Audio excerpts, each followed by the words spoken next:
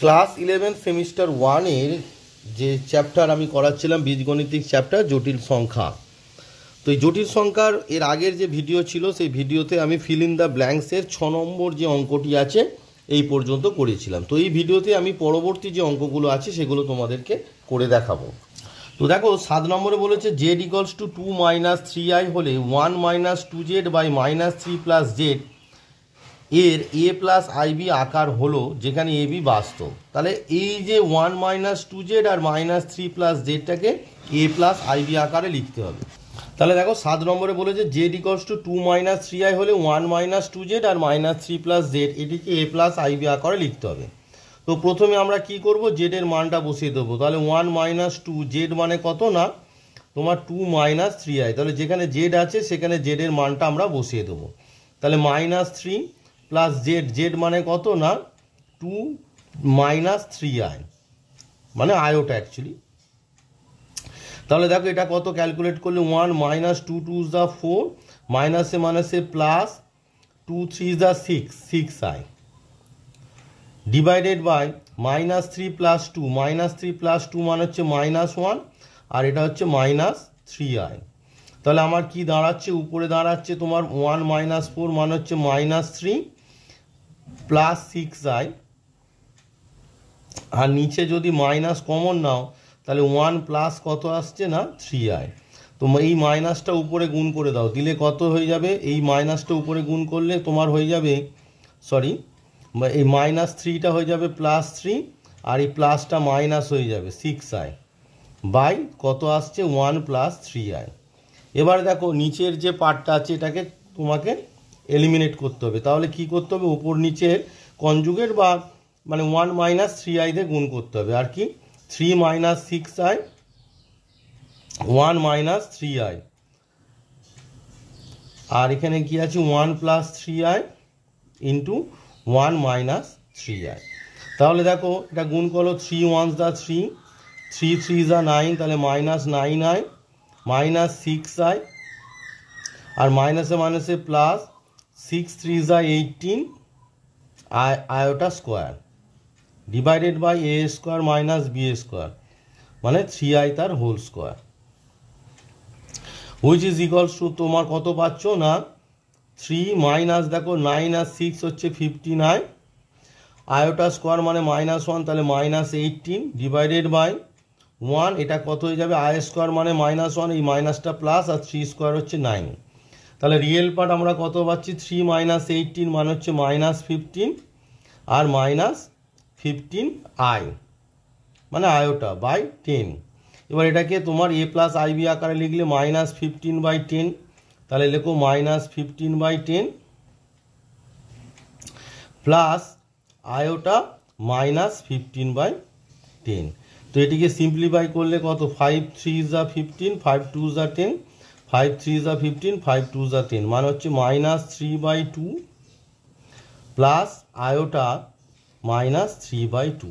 তাহলে দেখো এটা হচ্ছে এ প্লাস আইবি আকারে হয়ে গেল। তাহলে আনসারটা কত -3/2 প্লাস আয়োটা -3/2। তো দেখো 7 নম্বর যে অঙ্ক তার option C -3/2 plus iota -3/2 is the right answer. তো দেখো 8 নম্বরে বলেছে 2 + i 2 - 3i সমান a প্লাস আইবি হলে এ স্কোয়ার প্লাস বি স্কোয়ারের মান, মানে 2 + i আর 2 - 3i-কে তোমাকে প্রথমে এ প্লাস আইবি আকারে লিখতে হবে, লিখে বোথ সাইড কম্পেয়ার করলে এ আর বি এর মান তোমরা পেয়ে যাবে। সেখান থেকে এ বির মান যদি এখানে বসিয়ে দাও এ স্কোয়ার প্লাস বি স্কোয়ারে তার মানটা তোমরা পেয়ে যাবে। চলো তাহলে ক্যালকুলেট করে দেখা যাক। তো দেখো তোমার 8 নম্বরে বলেছে 2 + i বাই 2 - 3i সমান এ প্লাস আইবি। তো এটিকে তাহলে প্রথমে কি করতে হবে, নিচেরটাকে কি করতে হবে, যে আই এলিমিনেশন করতে হবে। তাহলে উপর নিচে কি করতে হবে না 2 + 3i দিয়ে গুণ করতে হবে।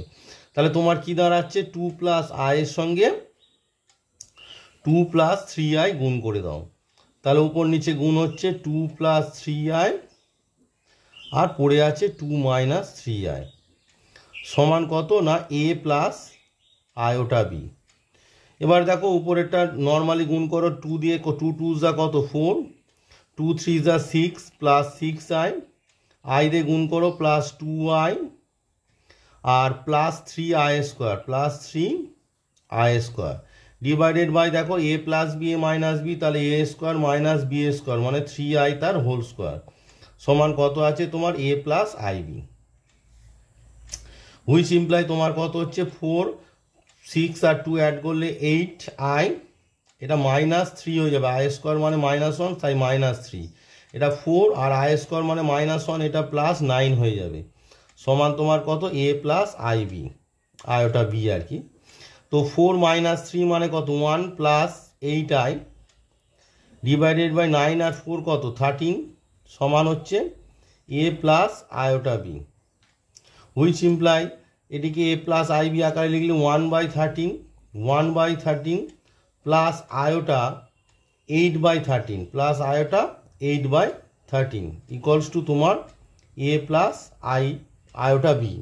তো হুইচ ইমপ্লাই আমার কম্পেয়ার করলে রিয়েল পার্টের সমান, তাহলে এ সমান কত হচ্ছে এ সমান 1/13 আর ইমাজিনারি পার্টের সমান, তাহলে বি সমান কত তোমার বি সমান দাঁড়াচ্ছে কত 8/13, তাহলে এ এর ভ্যালু আমার বেরোলো 1/13 আর বি এর ভ্যালু আমার দাঁড়ালো 8/13। এবার তোমাকে বলেছে এ স্কোয়ার প্লাস বি স্কোয়ারের মানটা তোমায় বের করতে বলেছে, তাহলে তুমি বের করো। তারপর এ স্কোয়ার প্লাস বি স্কোয়ার, এ স্কোয়ার মানে কত 1/13 তার স্কোয়ার, বি স্কোয়ার মানে কত 8/13 তার স্কোয়ার, 1 স্কোয়ার 1, 13 স্কোয়ার হচ্ছে 169, 8 স্কোয়ার হচ্ছে 64 আর 13 স্কোয়ার হচ্ছে 169, তাহলে কত হয়ে গেল এই দুটো যেহেতু দুজনেরই হর সেম আছে নিউমারেটর সেম, তাহলে কী হবে ডিনোমিনেটর অর্থাৎ লবে যোগ হবে, তাহলে 64 আর একে কত 65 মানে 65/169। তো দেখো এই যে 65/169 এলো, এদিকে আমরা যদি সিম্পলিফাই করি দেখো 13 দিয়ে যাচ্ছে, 5 13 দা 65 আর 13 দা 169, তাহলে রাইট আনসার ইজ কত হবে 5/13, সো রাইট আনসার ইজ 5/13। তো দেখো 8 নম্বর যে অঙ্কটি আছে তার right answer is option D, 5/13 is the right answer, তাহলে 8 নম্বরের অঙ্কের option D 5/13 is the right answer. এবার আসি 9 নম্বর যে অঙ্কটি বলেছে √3 - i আর 1 - √3i এর মডিউলাস অ্যামপ্লিটিউড আকার হলো, এর মধ্যে অপশান দেওয়া আছে কি, তো চলো মডিউলাস অ্যামপ্লিটিউড আকার আমরা জানি যে কোনো জটিল রাশির মডিউলাস অ্যামপ্লিটিউড আকার হচ্ছে আর cos theta plus i sine theta, যেখানে আর হচ্ছে মডিউলাস অফ জেড মানে জেড যে কমপ্লেক্স নাম্বার থাকবে আর থিটা হচ্ছে অ্যামপ্লিটিউড অফ জেড। তো দেখো তোমাদের যে 9 নম্বর অঙ্ক বলেছে যে এই যে √3 - i/1 - √3i এই যে জটিল রাশি আছে এর মডিউলাস অ্যামপ্লিটিউড আকার বলেছে, সেটিকে আমরা জেড ধরে নিলাম। দেওয়ার পর আমাকে প্রথমে কি না দেখো মডিউলাস অ্যামপ্লিটিউড আকার জেডের কি হবে না আর cos theta plus i sine theta, এটা হচ্ছে মডিউলাস অ্যামপ্লিটিউড আকার অফ জেড।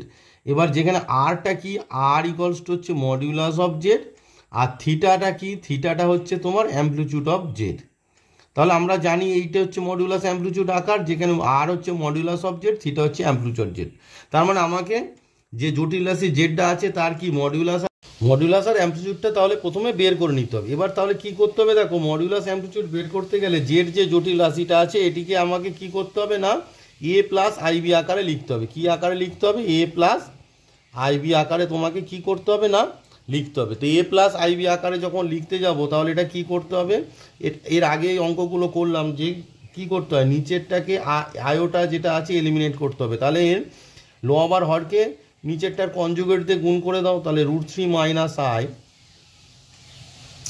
ইন্টু 1 + √3i আর নিচেও তাহলে কত হবে 1 + √3i ইন্টু 1 - √3i।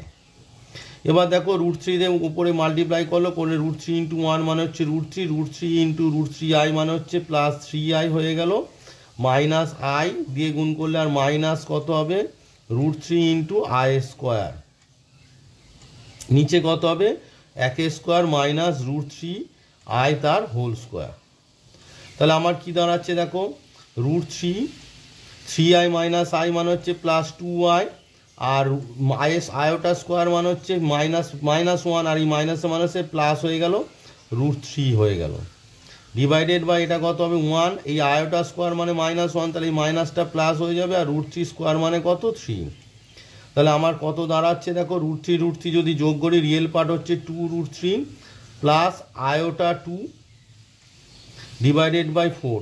দেয়ারফোর এটা তাহলে কি হয়ে গেল, দেয়ারফোর আমরা কি পেলাম, জেড ইকুয়ালস টু আমরা কি পেলাম 2√3/4 মানে হচ্ছে √3/2 পেলাম, প্লাস আয়োটা 2/4 মানে কত না হাফ পেলাম। তাহলে এ প্লাস আইবি আকারে আমরা পেয়ে গেলাম, জেড সমান হয়ে গেল। এবার আমাকে কি বের করতে হবে, মডুলাস অফ জেড। তাহলে মডুলাস অফ জেড আমরা কি জানি, রুট আন্ডার তোমার রিয়েল পার্টের স্কোয়ার মানে হচ্ছে √3/2 তার হোল স্কোয়ার, প্লাস ইমাজিনারি পার্টের স্কোয়ার মানে হাফ তার হোল স্কোয়ার। তাহলে √3/2 স্কোয়ার করলে কত হচ্ছে 3/4, আর হাফের স্কোয়ার করলে কত হচ্ছে 1/4। রুট দেখো যেহেতু নিউমারেটরটা সেম, তাহলে ডিনোমিনেটরটা কী হবে, অ্যাড হয়ে যাবে। মানে যে দেখো সরি ভুল বলছি, ডিনোমিনেটরটা সেম মানে হরটা সেম আছে, তো কি হবে, তো এখানে দেখো ডিনোমিনেটর মানে হরটা সেম আছে, তাহলে নিউমারেটরটা কী হবে, লবটা যোগ হয়ে যাবে। তাহলে 3 আর 1 কত 4/4, তাহলে কেটে গেল, সমান কত হয়ে গেল √1, √1 মানে কত 1। দেয়ারপর আমরা কি পেলাম, মডিউলাস অফ জেড সমান কত না 1 পেয়ে গেলাম। এবার তোমাকে দেখতে হবে অ্যামপ্লিটিউড অফ জেড। তাহলে অ্যামপ্লিটিউড অফ জেড, তাহলে পয়েন্টটা কি আছে দেখো, এখানে রিয়েল পার্ট হচ্ছে √3/2, তাহলে পয়েন্ট হচ্ছে √3/2, আর ইমাজিনারি পার্ট কত আছে হাফ।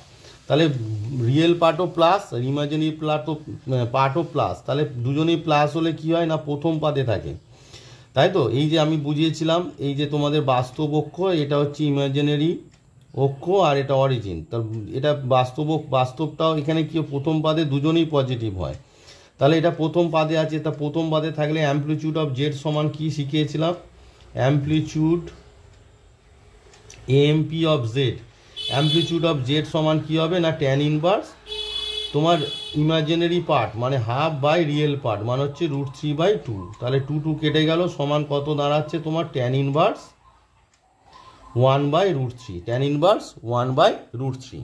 তাহলে ক্যালকুলেট করে আমরা কি পেলাম, ট্যান ইনভার্স হাফ বাই √3/2 করলে 2 কেটে গিয়ে পেলাম ট্যান ইনভার্স 1/√3। ট্যান ইনভার্স 1/√3 মানে ট্যান কত ডিগ্রির মান 1/√3 না π/6। তাহলে অ্যামপ্লিটিউড অফ জেড আমরা কত পেয়ে গেলাম π/6। দেয়ারফর জেড জটিল রাশির মডিউলাস অ্যামপ্লিটিউড আকার, দেয়ারফর জেড জটিল রাশির মডিউলাস অ্যামপ্লিটিউড আকার,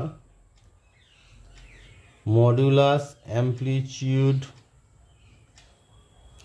আকার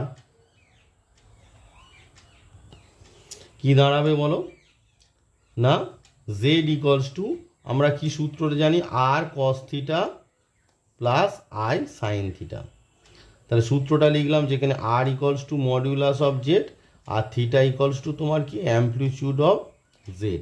তাহলে ইকুয়ালস টু আর এর মান মডিউলাস 1 এসেছে, অ্যামপ্লিটিউড কত এসেছে কস π/6 এসেছে, প্লাস আই সাইন π/6। তাহলে আমার দাঁড়াল দেখো আর এর জায়গায় 1 বসিয়ে দিলাম আর থিটার জায়গায় π/6 বসিয়ে দিলাম, থিটা মানে অ্যামপ্লিটিউড অফ জেড। তো এটিকে ক্যালকুলেট করলে আমার দাঁড়াচ্ছে কত না cos π/6 প্লাস আই সাইন π/6। তো right answer is cos π/6 plus i sine π/6। তো দেখো তোমাদের 9 নম্বর যে অঙ্কটি ছিল যে √3 - i/1 - √3i এর মডিউলাস অ্যামপ্লিটিউড আকার, right answer is option a cos π/6 plus i sine π/6। তাহলে option a is the right answer. 10 নম্বরে বলেছে x √2 সমান 1 প্লাস √(-1) হলে x² plus x⁴ plus x² plus 2 সমান কত। তো এই অঙ্কটা থেকেই বোঝা যাচ্ছে তোমাকে x² এর ভ্যালুটা বের করতে হবে।